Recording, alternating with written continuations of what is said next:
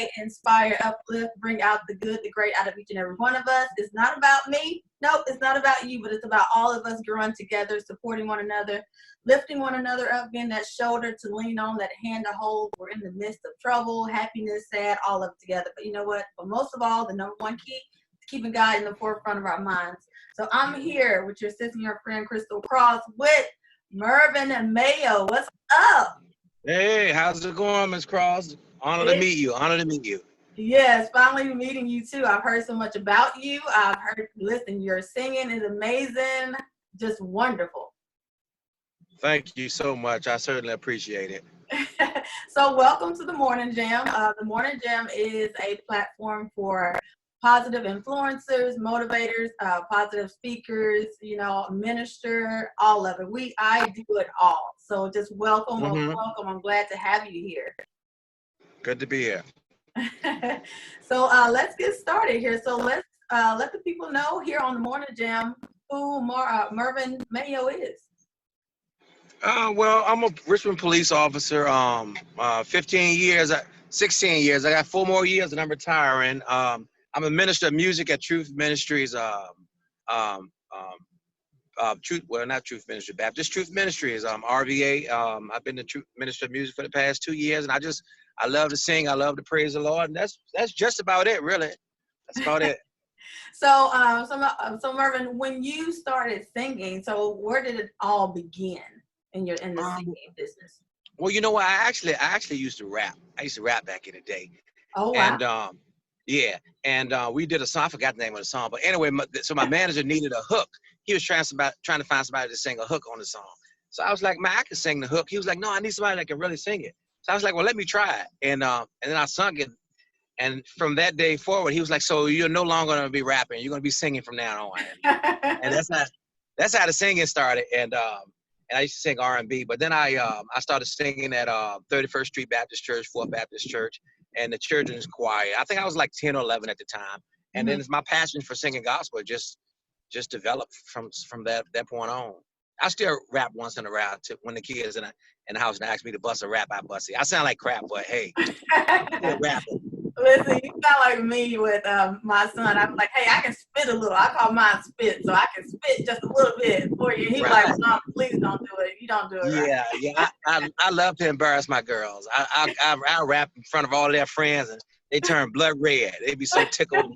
Dad, please go downstairs. Please go somewhere else. So that's awesome, though. I definitely love. Look, we're on the same page here because I love embarrassing my son in front of his friends too.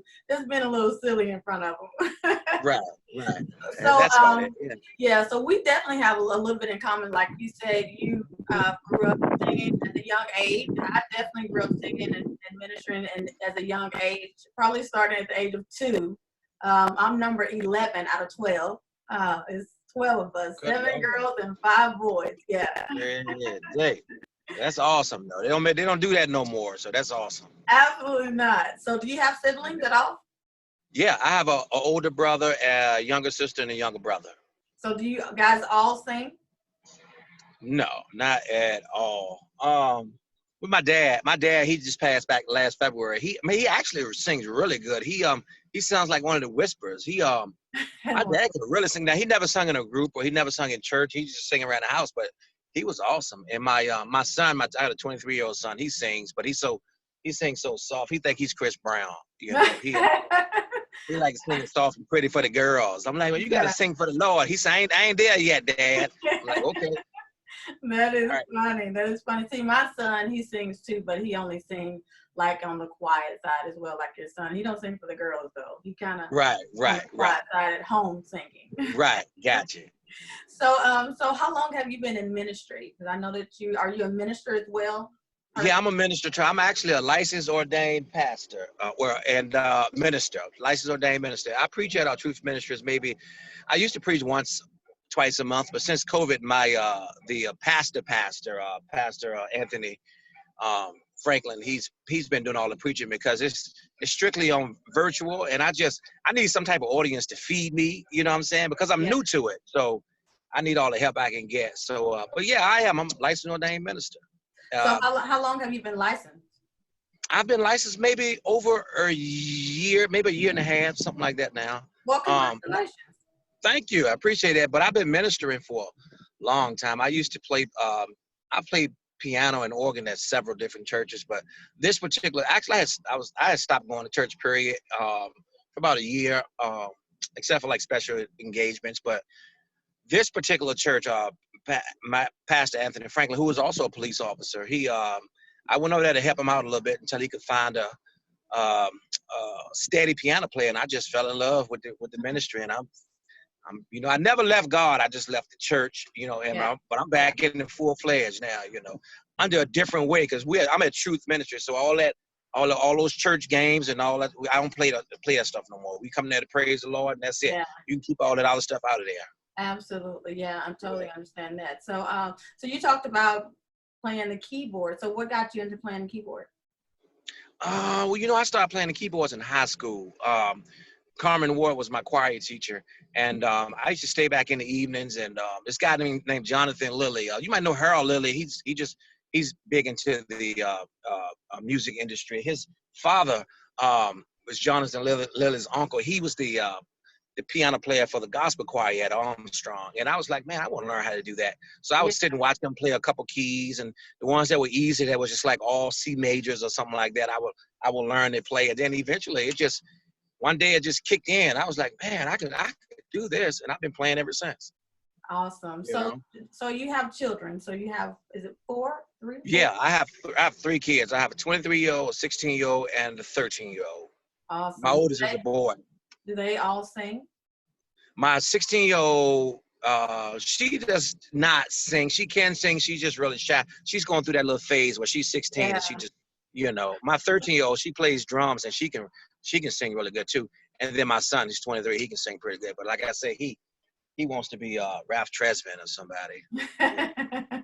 That's funny. Yeah. Bless his heart, though. He'll come around. So you're from Richmond, Virginia. That's awesome. Yes, I have family in Richmond, Virginia. My uncle is Bishop Eugene Reeves. Oh, that sounds familiar. That's in Southside. Yes. I think that's in Southside. Okay, I never met him, but I think I've heard the name, though. That's awesome. Yes, that's my uncle. That's my mom's side of the family. So, okay. Yeah, I've been to Richmond, Virginia a couple of times, so I definitely, know the area just a tad bit. Yeah, Richmond is awesome. Good vacation spot. Come on out here and get some of this good food. It is a great vacation spot. I do like just to go there and visit and then come back home. I am a straight country girl, straight from Arkansas. I love Arkansas, but my second home is Atlanta. That's awesome. Yeah. Awesome. So, you got like a major look on you when you sung Marvin that song. You saw the best in me. So why did you pick that song? Well, I didn't. That song picked me. It picked you. That was my pastor. That was my pastor thing coming out just now. I usually, like I said, I play on Sundays. So what I would do, sometimes songs just get stuck in my head. I'm like, well, let me go to the church, because the church is in Richmond too. So before I go home, I usually stop by the church and try to see what songs I'm going to do for Sunday. And that song just stuck in my head, and I just recorded it. And my intentions were, what I usually do is just record myself and go home and listen to it. And I'm like, I shouldn't go up on that note, or I need to go down, or I need to do this a little different. And I actually saw a lot of imperfections in that video, but I was like, you know what, I'm going to post it anyway. And I woke up the next morning and had like over 1 million views. And I'm like, somebody done hacked my account. Somebody's playing on my account. Stop playing. I don't play with other people's children. Stop playing. But it worked out. Yeah, so you're now, I know that you sung We Bow Down before you got, and I've actually kind of the way you sung that song, listen, I'm a church girl, grew up in church. I never heard the way you sung the song. So you actually, since March 26th, you've reached 3 million views on that song alone. Not the one He Saw the Best in Me, but We Bow Down before you got. So how do you feel about that now that everybody's eyes are on Mervin Mayo? How did you feel? Oh, it's awesome. I've been doing this for a long time, but I usually do. Well, you know what? I'm not gonna say local, because I've sung a lot of places. I've sung with Rance Allen. I've sung with Shirley Caesar, John P. Key, Ernest Pugh, like Yolanda Adams. I did stuff on a small scale though, like opening, so they didn't know who I was. I was just that bald head guy singing, opening up for them. So as far as like being like in the scene like that, it's really no big deal. But as far as the Bow Down song, I had just actually wrote that song. As a matter of fact, I wrote it, but when I sung that song, I was changing the words at the moment to speak to the times that we're in now. And Yeah. I was not expecting all of those views either, but we just finished recording that last Tuesday, so I'm hoping by the end of August we'll be able to put that one out. Because Well, that's everybody awesome. wants me to record the exact way I did it, but at the end part was like a little pad, a little bell twist to it, and you have to get Yeah. copyright. So it's almost the same up until it gets to the end. Then I don't think on it. So I'm looking forward to that one too. Absolutely. So I know that Rance Allen is I'm a huge fan of Rance Allen. I love Yeah. Rance Allen. So you've actually sung on stage with him, and Yes. I'm a little jealous about that. I'm just a little Yeah. It happens. It happens. You know, they said they needed somebody really good to sing with Rance Allen, and I said I'll go ahead on and accept that Oh, challenge. okay. You know, I probably would have said the same thing too. I'll take that. I'll be the one. Yeah, I'll go ahead on. I know. I'll go ahead on and take. I'll make that sacrifice. Absolutely. I would have did the Yes. same thing. Well, congratulations on all the views and being able to be on stage with amazing gospel artists. Congratulations to you. I want you to continue to be a blessing to all the people that you see and reach. I love it. I love it. Thank you. I appreciate that. So let's get into being such an amazing cop. I watched a couple of your videos of how you did your new single song, I Need You, Lord. Yes. And that was a really great video. I love it. So a lot of people, I want to point out one thing, and a lot of people tend to, I don't know, because my heart goes out to the homeless as well. So in your video, you hand a guy on the side of the street money. And I always do that, especially when I'm driving. I'm like, hey, here. But a lot of people in some states don't do that. Why do you feel? Right. Why do you feel that? You know, a lot of people don't do it because they feel like the people are trying to get over. I mean, the time he's standing right there on the corner, he could go get a job. But there's a lot of mental. I work in at Richmond Community Hospital, and sometimes I work in the psych ward. We call it CTC. And man, I see some people, some young people, and they just look so normal. And then once they start speaking, you're like, my God, you know, this is real. You know, psychological situations are real. And some people just can't help it. You know, most people are not homeless because they want to be homeless. People don't want to stand on the corner and ask for money to get something to eat. You know, that's not when you're a child, you don't say, hey, when I grow up, I want to be homeless. It's just something, it's a trigger. It's something that happens, you know, and they're human, and people treat them so inhumane. When I do see them, you know, I try my best. Now I can't give you my rent money. It's just not going to happen. Yeah. But if I see you and I got it in my pocket, I'm gonna make sure that you're gonna eat, you know. Yeah. So I mean, the homeless, it's real, you know. We got a unit called the Hope Unit. Forgot what it's called, but it's about homeless, trying to provide care and trying to provide food and clothing and clean stuff, you know, for the homeless back here in Richmond. So the Richmond Police Department we actually working on that now under the CAPS unit. Mm-hmm. That's awesome. That actually was a really homeless. That guy was homeless for real. People was like, hey, so who was the actor that you got to be homeless? I'm like, no, man, that dude was sitting on the corner. That guy was homeless. Wow. Yeah. Wow. Yeah. And we did it in one take. So, but I did ask him. I said, hey, man, do you mind if you know, we film it, we're doing a video, you know, I'm gonna give you some money. Do you mind if I film it? He was like, that's fine. How many takes are we gonna do it? Do I have to get the money back each time? I said, no, we're gonna do it in one take. And you get to keep this money, man. Yeah. Yeah, no, we're not gonna keep doing it. So, and that's amazing that you did the song in one take. I know that my sisters, we did a song and we had to retake. Really? So that's congratulations on that, because it takes really a profession to. Thank you. I appreciate that. So, like I said, we were talking about you being a police officer in Richmond, Virginia. So, how has that been here in this time of 2020 right now? Well, you know, I'm a school resource officer. I'm a Richmond police officer, but I work in the schools. I work at Richmond Alternative School. That's a school where it's school where the kids got kicked out of regular school. So it's an Yeah. alternative school. A lot of people say, "Oh, you there with the bad kids?" And I'm like, no, they just made bad decisions. They're not Yeah. bad Yeah. kids. They just Absolutely. and that's where I am. However, since COVID, we haven't been in the school, and so since I'm a school resource officer and I'm not in the school, I'm expendable. So all that I've been doing for the past 50 days is protest. Protest. When I come to work, I know that I'm going to work to protest. You know, at some points, I'm like, I'd rather work a domestic call. I'd rather go to a DOA. You know, I'd Wow. rather get a accident. I'm just so sick of working to protest. You know, and that's just me because I'm doing it every day that I work. So it's been rough. It's been taxing. You know, it's been moments where I wake up in the morning. It's like I just don't want to do this today, but I Yeah. have to. You know, so I go it on and in, but I mean, it's not a joy. I can tell you that. But I get it, you Yeah. know, and we have to be out there. So we're out there. If I'm not out there, then we got, you know, people out there that need my help. So we're short. So I'm there. It's been Absolutely. rough, but it's Yeah. gonna get better though. It's gonna get better. That's good. I always say it takes a special person to be in a position as you. I know that the ministry is awesome to have, especially as when you're a police officer, even in a Hmm. school, you know, at a mall, you know, and on the Yeah. streets as well. So Right. it takes a special person just to even wear that badge and Thank just you. and in the time that it is now. So how do you think that this is going to last very long with the protesting and the pandemic that's Um, going on right now? well, I, I don't really see an end to it no time soon.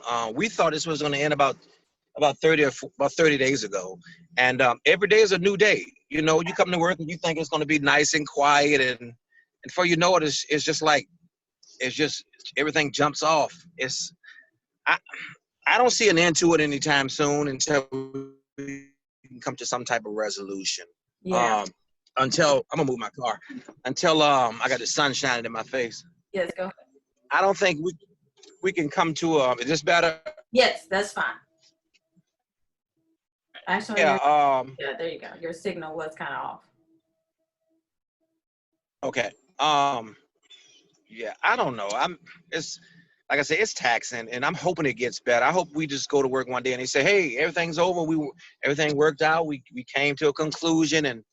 But I just don't see it happening no time soon. Yeah. Yeah. I know for me that I wake up every day. I Hmm. open my eyes. I know I'm about to pray, ask God, hey, Lord, I know that you're in control of this all, Right. even with the protesting, with the with Mr. Floyd, and then Hmm. everything that's happened, and all the shooting that's happened, all the lives that's been taken. Where did that set on your heart for everything that's happened to our Black young men and women right today? Well, I mean, it's not happening just now. It's been happening forever. You know, I Absolutely. grew up in Yeah. I grew up in the projects. You know, and I've come across some really salty cops, and Yeah. I've come across some cool cops. I came across some police officers that saved my life, that kept me out of trouble. You Yeah. know, the reason I'm a school resource officer today is because of three police officers that took time out for me. Curtis Simmons, Gerald Tuck, and Alfonso Collins. I remember them. And Wow. I truly believe if it had not been for those three police officers, I probably would have got caught up in the game, ripping and running the streets because there was nothing else to do, you know. And so there are, you know, people say there are no good cops. That's a lie. There are good cops and there are bad Absolutely. I cops. agree And with I that. understand that, you know, the terminology that one apple spoils a bunch.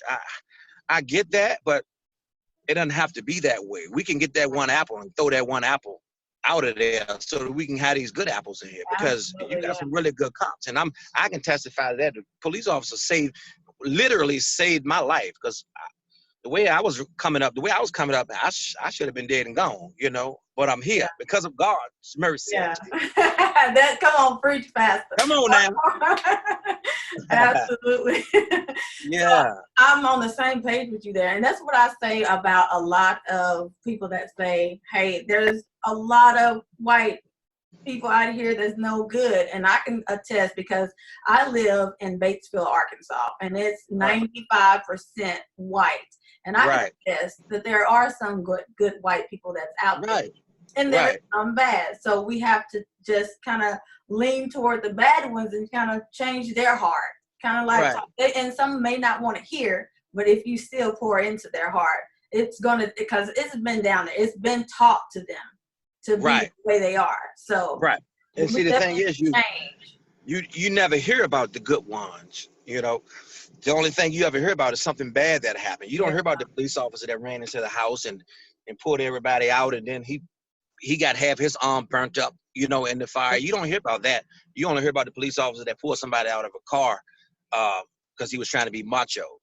So Yeah. those ones that done got hurt. It's like we had 2 police officers that got shot during this protest, and nobody's talked about it. Nobody's talked about it at all. And these are good police officers. One white guy, one black guy, and they were shot and still out right now, and nobody's talking about it. Nobody's talking. It's not a big deal. It's only about the protest because people are scared. Well, if I side with the police officers, then I'm gonna be labeled. Yeah. But that's Yeah. a human. That's a human. That's a human. That's police. That's somebody's dad. That's somebody's father. That's somebody's brother. Somebody's son that just got shot. Acknowledge it. You may not like his job, but acknowledge that this person has gotten shot doing a job to save people's lives. Yeah. But and the climate that we're in right now, it's like, oh, he got shot. That's a good thing, and it saddens me that people think like that. Yeah. Yeah. So, so why did you get into being a police officer? Why did you get into that field? Well, like I said, when I was growing up, I was in the police athletic league, which is we used to call it PAL. I was a PAL kid, and they used to come pick us up, take us to Water Country, Busch Gardens, and I just saw Curtis Simmons made me see police officers a different way, and I always said, you know what? When I grew up, I think I want to work with the kids too, the same way you did. However, because I grew up in the projects, I never thought for a second that they were even look at my application to be a police officer, because they'd be like, oh, that's one of them Mayo boys. We done locked up his whole family. He can't be no police officer. Yeah. So, I just put it off. I started working in a food distribution plant. Then one day I was like, I'm gonna just put an application there and just see what happens. And then they called and I took the test and they was like, you want the job? So I'm looking around. You asking me if I want to be a police officer? Are you serious? Did you all mess up? And hey, it's been awesome ever since, and that's why I literally in my interview I said I want to be a police officer because I want to give back to the youth. I want to work with the kids in the school. So I became a police officer strictly to be a school resource officer. Yeah, just for that purpose. That's what I've been doing for the past 12 years. Now they're talking about kicking us out because they don't trust any of us anymore, which is sad because that's where I want to be. That's the only place I want to be. I don't want to do anything else. Yeah. But work with the kids. But I'm at the mercy of the people. So whatever happens, happens. I'll just let God have his way. Yeah. So have you encouraged any of the children that you talk to, any of the young men and young ladies to become an officer? Yeah. I worked at Huguenot High School for 8 years, and there was about 10 graduates of Huguenot High School that I was the SRO that are now Richmond police officers. Mm-hmm. So that's awesome. It worked out, and I'm not that type of, like, I work in the school. I'm not that type of, actually none of the school resource officers are the type where we go around like we big and bad. We really cool. Like, I crack on the kids. The kids crack on me. They talk about my big head and in my shoes. What are those? We had those type of relationships. But if you're not in the school, only thing you're thinking is school resource officer. Y'all don't need police officers in the school. Well, I'm not there to mess with the kids. I'm there to keep the kids safe and to let the kids know, hey, you can communicate with a police officer because we all the SROs, you got to be cool anyway in order to be in this division. Because if you're not cool, you can't work in the school. Mervin, you definitely look pretty cool and look cool and everything. Right. You got to be cool to work in the school. Yeah, absolutely. Like I said, it's up to the people. Hopefully we can get somebody in there with some clout to see how we operate, so they'll see what a valuable resource we are to these kids. Yeah. So have you ever had any children when talking to them about becoming a police officer, have the ones that like, man, I don't want to become, they're just traitors, cops are, have you had any kids that actually talk like that? Yeah, yeah, all about 95% of them. Right. Yeah, I'm like, hey, what you gonna do, man, when you graduate? It was like, I don't know. I'm like, hey, look, the police department's always hiring. They're like, man, I ain't trying to be the ops. I ain't trying to be 12. You must be crazy. Yeah. And actually, one of the police officers that's now a police officer said that to me. And Huguenot, it was like, man, I ain't trying to be no police officer. You must be crazy. And then all of a sudden, I see him in the police academy. I'm like, look at this. Look at God. Yeah, Look at God. God. Change Yeah. your life. Right. Yeah, and my son, I asked my son too. I was like, dude, you want to be a police officer? He's like, no, I ain't trying to be no police officer. But hopefully he changed his mind too. Well, you talk about your kids a lot, so I know that they mean a lot to you. So Yeah. how's your relationship with your kids? Oh, good. I love to embarrass my kids. Like I said, my 16-year-old, she's kind of not an introvert. She goes in her room and shut the door. So I'll open her door and throw some cold water in there or something, make her mad. And she go tell my wife, my son hit me walking up the stairs. He get up and lock his door because he know I'm about to do something real crazy. So we had that type of relationship. They never know what to expect from me. And sometimes when they leave out of their door, I'll just open it and lock it from the inside so that they can't get back in unless they go get a butter knife, So we have a really good relationship. And I can't be trusted. So when my wife hears me go upstairs, she'll yell out to the kids, "Your dad on the way upstairs?" Oh, awesome! Yeah, she's the warning before destruction. Yeah, so they all run to the doors and shut the door and lock them. So I just come on back downstairs and sit down. I think I will lock the door too, Mervin.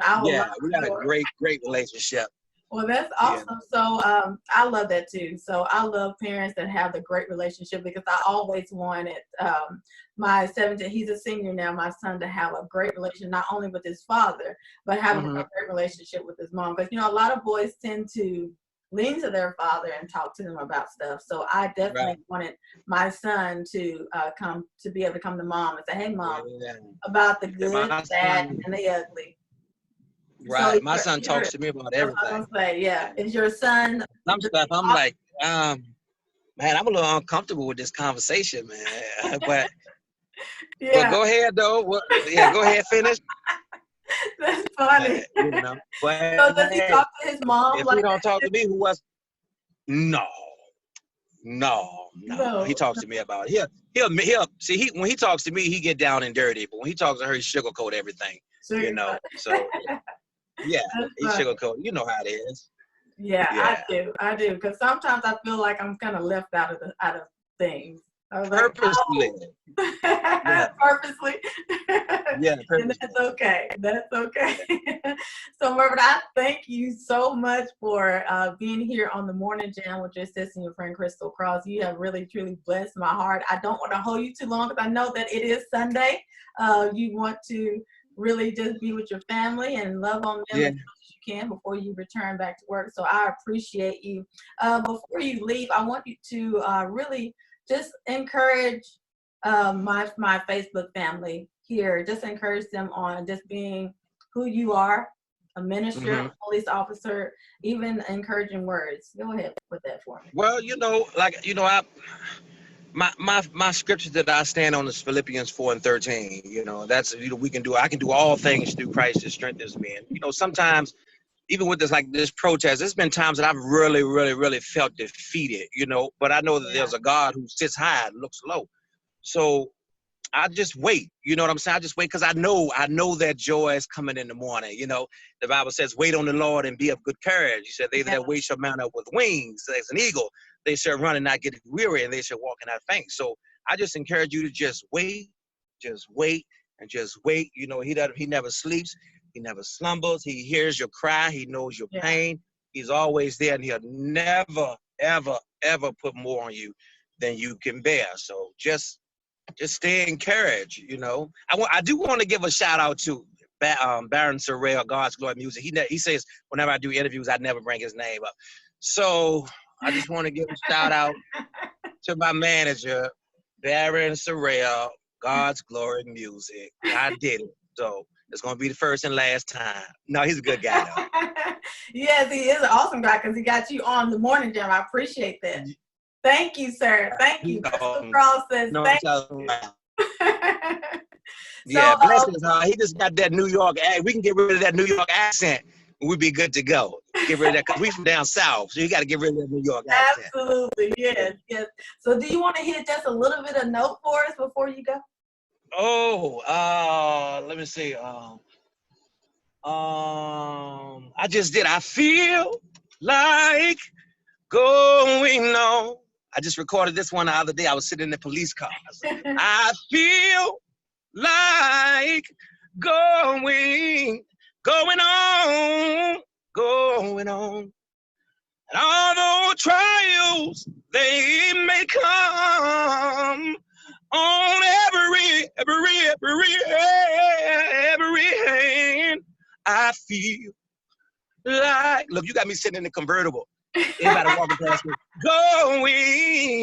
going on. And then I usually say, God bless you. Until we meet again. Until we meet again. So this last one, let the people know where they can connect with you on all social media. If you go to my website, mervinmayo.com, everything's there. My Twitter is Mervin Mayo. My Instagram, my Facebook is Mervin Mayo. You can get to see I Need You, Lord is on mervinmayo.com. Just go to the store, scroll down. I guess I got another song coming out, and I got an old CD that's from about 10 years ago that's really been selling for some reason. Imagine that. Yeah. I do more sales now than I got 10 years ago when I put it out, but you know, wow, yeah. God is good. I ain't gonna play. This is my season, so I'm playing it. It is. Your so mervinmayo.com. Thank you. Thank you. I'm claiming it. I'm receiving it. Absolutely, yes. Thank you, Mervin, for being on the Morning Jam here with your sister and your friend, Crystal Cross. I'm definitely going to go follow you on Facebook. Make sure you hit that friend request there on there for me, okay, Mervin? No doubt, no doubt. Thank you. God bless you. God bless you. Have a wonderful Sunday. Bye-bye. You too. Take care. Bye-bye.